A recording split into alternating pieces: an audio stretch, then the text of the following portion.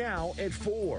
48 hours later, lowland snow is making for tricky travel in some places. Everything was starting to freeze over, and then throughout last night it turned into this. Plus, the next chance for snow. We're here to give people good haircuts, that's all. No violence, none of that. A business owner in Puyallup, now a victim of gun violence. We're hearing from his former employees calling for justice. A touching tribute on campus, a memorial for the students that were lost. An important step that many students say they were waiting to take before heading home to finish the semester online. A child kidnapped in Mount Vernon is still missing tonight. A live report from where that child was last living. Nearly 24 years later, new details from police on a missing 2-year-old. It's time to bring her home. It's really time to bring Tika home. What that little girl may look like today. We are still dealing with the aftermath of Tuesday's snowfall. The Washington State Patrol says State Route 161 was blocked earlier today due to poor road conditions.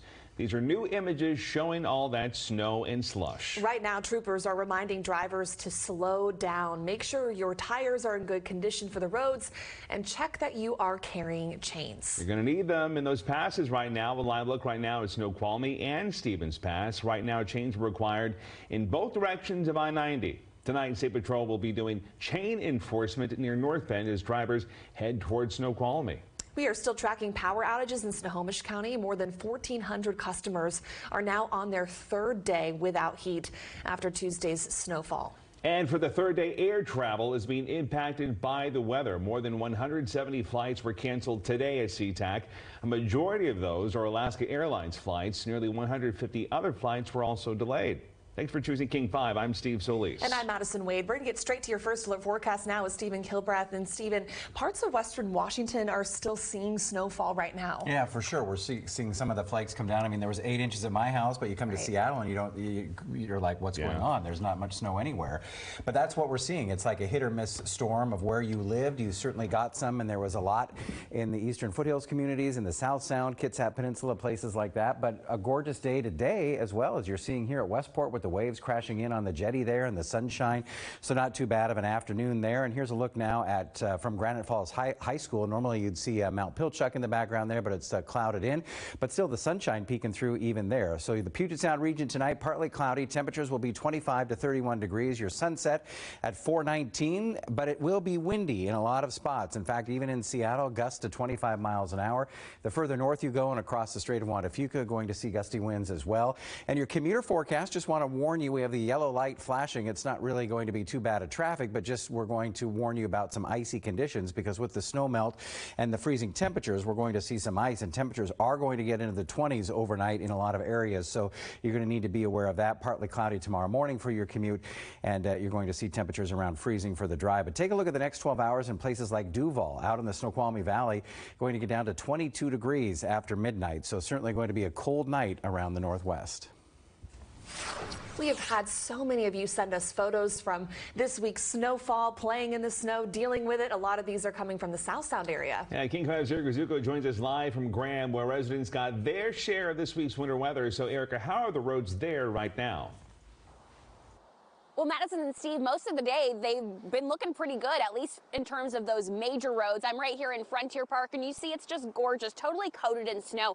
And a look at the kind of snow that they got last night. They say they had gotten a sprinkling earlier in the week, but last night, this is about how much gathered on top of one of these little guardrails here, just a few inches. And you can see a video all around town that kind of gives you a glimpse at what they were facing. This morning, the roads were kind of an issue. Graham Fire and Rescue warning people not to head out and drive if they didn't have to, and to make sure that they gave safe braking distance if they did need to drive. But things are looking better by this time today. Crews were out cleaning earlier today. The sun has been out melting things out a little bit. Now, earlier this morning, there were some other road closures across Pierce County.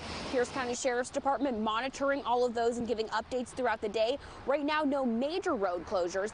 Now, for this area in Graham, getting the snow a little later than the east side in Snohomish County, it was really a welcome night of all this snowfall. Yeah, I think the first hour we got about an inch of snow, and then it kind of stopped, and it was just everything was starting to freeze over, and then throughout last night it turned into this.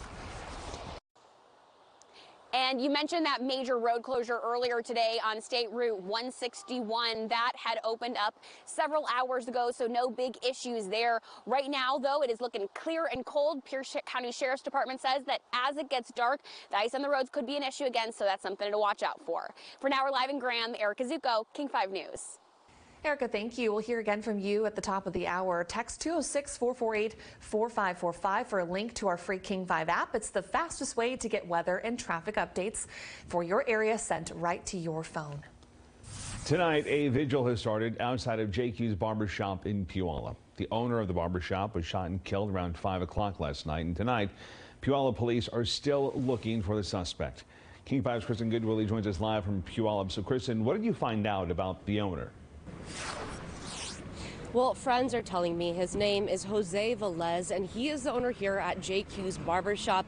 I'm going to step aside. Friends, family, neighboring businesses, and the community have come out all day today, laying flowers outside of his shop and telling stories about Jose's kindness.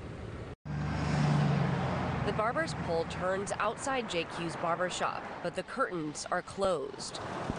Just heart-wrenching. A vigil growing to remember owner and longtime barber Jose. Shelby McDonald works right next to the barbershop and brought flowers to remember Jose. He was such a sweet guy and super helpful when anything went wrong. Being right next door, I mean, we saw him on a daily basis. Customers saying Jose gave a voice to minority communities and helped young entrepreneurs. More than a mentor, like a brother to me. After dozens of rejections, Jose gave Hassoun Maloud a job in his shop.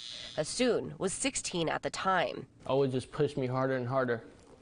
To now where I'm at is because of him. The Puyallup Police Department says a gunman came into Jose's booth yesterday evening while he was cutting an 8-year-old boy's hair. The man, only described as 5'8" and wearing all black, shot and killed Jose. At this point, preliminarily believe that the threat to the community is low, or the risk to the community is low. This does appear to be an isolated incident. And police are asking area businesses to check their security camera footage. They also tell me that the 8-year-old and the 8-year-old's mother who was there during the shooting yesterday are okay. They were not hurt, and police are working with them to get a suspect description. Live here in Puyallup, I'm Kristen Goodwillie, King 5 News. Today, classes are in session at the University of Idaho, though many students aren't attending in person, saying safety is a major concern. Police still not have found the person who murdered 4 students in an off-campus home nearly 3 weeks ago. One of those students, Ethan Chapin, was from Conway, Washington, just south of Mount Vernon. Last night, hundreds of people gathered for a vigil at the school. King 5's Sebastian Robertson explains many chose to leave town today. Despite the option to finish courses online, hundreds were present for an in-person memorial to honor the 4 students that were killed. An important step that several students told me they were waiting to take before heading home. It's particularly quiet now, quieter than it should be, I think. Under a blanket of fresh snow, the University of Idaho's campus is peaceful by way of tragedy. A lot of people went home after the news, so. Ella Wise, a freshman, says her mom wants her home, but says she stayed for Wednesday's memorial.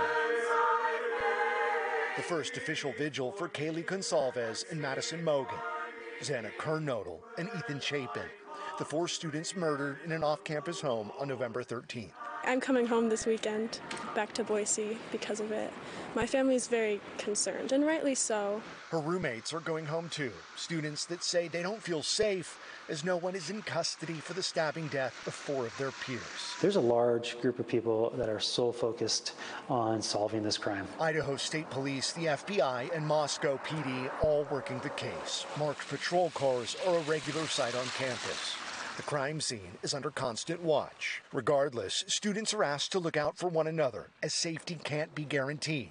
It rarely ever is. There's a lot of fear and uncertainty, and we are working with the university, and the university is working very hard and diligently to provide that sense of security as well. There's a lot investigators aren't saying, though they do believe the attack was targeted, but won't say why. Oh yeah, everybody's got their theories, and I think the usual consensus is we all hope that the law enforcement people know a lot more than we do. Uncertainty leads to speculation, fuels rumors. Investigators asking for faith. we believe that when it's all said and done, people will understand. Life must go on, and students say they know that, but there's also the reality that they face, that true closure may not come until a killer is caught. In Moscow, Idaho, Sebastian Robertson, King 5 News.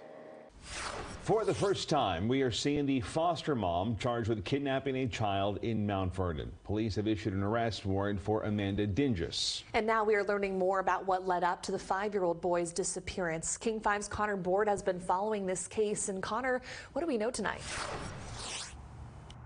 This is the apartment complex that the suspect, Amanda Dinges, was living at with the 5-year-old boy she was fostering until 10 days ago. That's when managers at the complex say she abandoned her apartment. They say she left behind furniture but did take clothing, toiletries, and the little boy's bike with her. Now court documents are revealing what led to this situation. A 5-year-old boy described by neighbors at the apartment complex where he lived as a sweet guy is still missing. Mount Vernon police say he was kidnapped by this woman, Amanda Dinges, who has been his foster mom. Patrick Dowd, the director of the Washington State Office of the Family and Children's Ombuds, responds to complaints about the foster care system in Washington. He says this is extreme. It's extremely unusual that a foster parent or a relative caregiver would take this type of action to abscond with a child. CPS reported the 5-year-old boy missing to police on Monday. According to court documents, on November 15th, Amanda Dinges, CPS, and the birth mother met and they decided it was time for the boy to start having overnight visits with the birth mom. The next day, Amanda told CPS she could no longer take care of her other teenage foster kid because the younger boy had been taken away and she was moving, which was not true.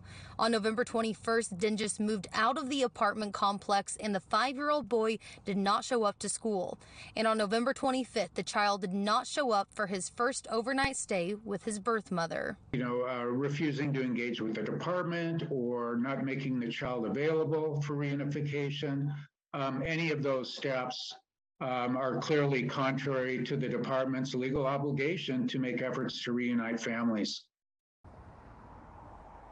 The attorney for the birth mother said she had expressed back in July that she had concerns over the foster placement after she said they made comments insinuating the boy was already a part of their family. Now, coming up tonight at 5, we'll share why, although this is an alleged kidnapping, an Amber Alert has not been issued. Reporting in Mount Vernon, Connor Board, King 5 News. Still ahead on King 5, some are still without power tonight for a third day. We're tracking restoration crews up to the minute as they work to get the lights back on. I'm Drew Mickelson in Tacoma, where detectives just released new information about Tika Lewis. She's the 2-year-old who vanished nearly 24 years ago.